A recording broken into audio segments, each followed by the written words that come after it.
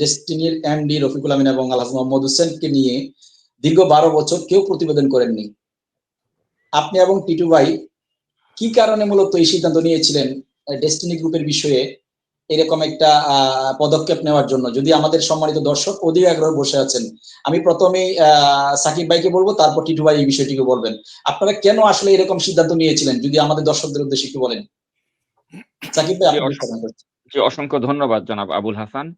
আসলে আমি উদ্যোগটা গ্রহণ করেছি এ কারণেই যে আমি মনে করেছি যে একটা চরম অন্যায় চলে আসছিল প্রায় দীর্ঘ সেই ২০১২ সাল থেকে শুরু করে আপ টু এই ফ্যাসিবাদী সরকারের পতন পর্যন্ত, যে একজন মানুষকে বিনা দোষে তাকে শুধুমাত্র ব্যক্তিগত আক্রোশ চরিতার্থ করার জন্য শেখ হাসিনার নিরাপত্তা উপদেষ্টার দায়িত্ব পালন করা জনাব তারেক সিদ্দিকী তার ব্যক্তিগত প্রতিহিংসার শিকার হয়ে যে মানুষটি কারাগারে চলে গিয়েছিলেন, আমি চেয়েছিলাম যে তার পক্ষে এবং তার প্রতিষ্ঠানের পক্ষে একটা রিপোর্ট করে জনগণকে জানিয়ে দিতে যে প্রকৃত সত্যটা কি। কারণ আপনি জানেন যে একটা মিডিয়া ট্রায়ালের শিকার হয়েছিলেন জনাব রফিকুল আমিন এবং ডেস্টিনি পরিবারের যারা, প্রত্যেকে একটা মিডিয়া ট্রায়ালের শিকার হয়েছিলেন। এবং সেখানে আপনি জানেন যে এই জনাব রফিকুল আমিনের অত্যন্ত আস্থাভাজন একজন ব্যক্তিত্ব ছিলেন। তিনি হচ্ছেন এই বৈশাখী টিভির যিনি হেড অফ নিউজ ছিলেন তৎকালীন, সেই মঞ্জুল হাসান বুলবুল। আমরা দেখলাম যে এই মঞ্জুল হাসান বুলবুল তিনি পরবর্তীতে এই ফ্যাসিবাদী সরকারের একজন অন্যতম দোসরে পরিণত হলেন।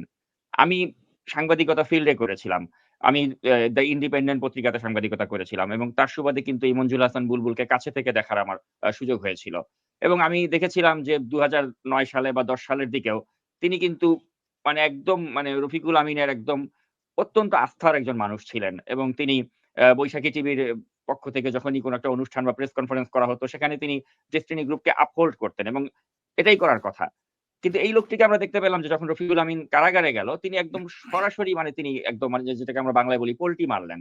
যে তিনি আর রফিকুল আমিনকে চেনেন না বা ডেস্টিনিকে তিনি ওন করেন না। পাশাপাশি আপনি জানেন যে এই বৈশাখী টিভিকে কেন্দ্র করে কিন্তু একজন তার ক্যারিয়ারটাকে খুব ভালোভাবে গড়ে তুলেছিলেন। তিনি হচ্ছেন ফারহানা নিশো। তো সেই ফারহানা নিশো একজন উপস্থাপিকা। তাকেও আমি কাছ থেকে দেখেছি। তার সাক্ষাৎকার নিয়েছিলাম কয়েকবার। এবং আপনারা জানেন যে বাংলাদেশের মাটিতে কিন্তু বলিউডের অত্যন্ত জনপ্রিয় তারকা যে শাহরুখ খান ২০১০ সালে তিনি যে পারফরম্যান্স করলেন বাংলাদেশের মাটিতে, ওটারও কিন্তু স্পন্সর ছিল ডেস্টিনির মালিকানাধীন বৈশাখী টেলিভিশন। এবং তার সুবাদে এই ফারহানা নিশোকে আমি কাছ থেকে দেখেছিলাম যে তিনি শাহরুখ খানের একক সাক্ষাৎকার নিতে পেরেছিলেন। তো এই যে তাদের ক্যারিয়ারের মাইল ফলকগুলো তারা কিন্তু এই জনাব রফিকুল আমিন বা ডেস্টিনির মাধ্যমে কিন্তু তারা করতে পেরেছেন এবং তারা সেগুলো দিয়ে তাদের ক্যারিয়ারটাকে প্রোগ্রেস করেছেন। কিন্তু যখন দেখা গেল যে রফিকুল আমিনকে অন্যায়ভাবে কারাগারে ভরা হলো বা ডেস্টিনির উপরে একটা সরকারের পক্ষ থেকে যে একটা অত্যাচার বা জুলুম নেমে আসলো, তখন দেখা গেল যে এই মানুষগুলো নিশ্চুপ এবং তারা বিভিন্ন জায়গা থেকে আমি যেসব খবর পেলাম যে তারাই উল্টো আরো এই সরকারকে নানাভাবে সহযোগিতা করেছে যাতে আরো বেশি করে এই বৈশাখী টেলিভিশনের উপরে বা ডেস্টিনির উপরে বা রফিকুল আমিনের উপরে যেন আরো বেশি করে অত্যাচার নির্যাতন শুরু হয়, যার ফলে তারা তাদের ব্যক্তিগত স্বার্থ চরিতার্থ করতে পারলো। তারা ডেস্টিনি থেকে নিজেদেরকে আলাদা করে ফেললো যে না, আমরা এর সাথে সম্পর্কিত নাই, আপনারা যা ইচ্ছা তাদের বিরুদ্ধে করুন।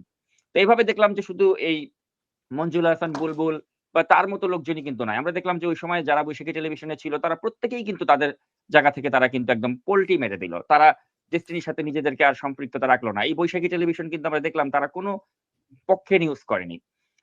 তো এগুলো আমাদেরকে হতাশ করেছে যে গণমাধ্যমগুলো কেন এভাবে একটা তারেক সিদ্দিকীর দোসরে পরিণত হলো। তো সে থেকে আমি চিন্তা করেছিলাম যে আসলে আমাদেরকে এই নিয়ে বলতে হবে। এই পুরো বিষয়গুলো দেশ ও জাতির কাছে তুলে ধরতে হবে। এবং এই যে ডেস্টিনির যারা বিনিয়োগকারী রয়েছেন, যাদের যারা একটা বিশ্বাসে ছিল যে অবশ্যই আমরা নিজে আত্মকর্মসংস্থান, আমাদের সুযোগ সৃষ্টি হবে এবং আমরা মাসে আমরা ৳১,০০,০০০ টাকারও বেশি ইনকাম করতে পারবো। এই ধরনের একটা স্বপ্ন দেখিয়েছিলেন রফিকুল আমিন তাদেরকে। যে তোমরা ১,০০,০০০ বা তারও বেশি টাকা তোমরা মাসে ইনকাম করতে পারবে। এই বেকার যুবকদেরকে তিনি একটা আশা দেখিয়েছিলেন এবং সেই আশার বাস্তবায়নের পথেই কিন্তু তিনি অনেক দূর এগিয়ে গিয়েছিলেন। কিন্তু সেই অবস্থায় আমরা দেখলাম যে তাকে সেই পথটাকে রুদ্ধ করা হলো একমাত্র একজন ব্যক্তির আক্রোশের কারণে। সেটা হচ্ছে সেই নিরাপত্তা উপদেষ্টা তারেক সিদ্দিকী। তো এই কাহিনীগুলো তো আসলে মিডিয়াতে আসতো না। কারণ তারেক সিদ্দিকীর চোখে চোখ রেখে কথা বলার মতো সাহস বাংলাদেশে কারো ছিল না ওই সময়। আর মিডিয়াগুলো আসলে এই বিষয়ে একদম তারা নিশ্চুপ হয়ে গিয়েছিল। তো সেজন্য আমরা চেয়েছি যে এটা মানুষকে জানাতে হবে। আমরা জানিয়েছি, মানুষকে সচেতন করার চেষ্টা করেছি এবং তারপরেও আমি অনেক হতাশ হয়েছি এ কারণে যে ৫ই আগস্টের পরপরই আমি ভেবেছিলাম যে রফিকুল আমিন তাৎক্ষণিক তিনি মুক্ত হয়ে বের হয়ে আসবেন। কিন্তু সেটাও আপনারা দেখলেন যে অনেক মাস কেটে গেল। তারপর তিনি বের হলেন। তো এখন আসলে আমি তারপরে বলব যে it's better late than never. তো শেষ পর্যন্ত আমি আশা করব যে এই যে ক্ষতিগ্রস্ত তারা হয়েছেন, এই এতটা তাদের লাইফ থেকে যে এতগুলো সময় চলে গিয়েছে, আমি আশা করব যে এটার একটা ক্ষতিপূরণ যেন রাষ্ট্র তাদেরকে দেয় এবং দেশটি যেন আবার আগের মতো করে ঘুরে দাঁড়াতে পারে এবং তারা যেন আগের ফর্মে ফিরে আসতে পারে।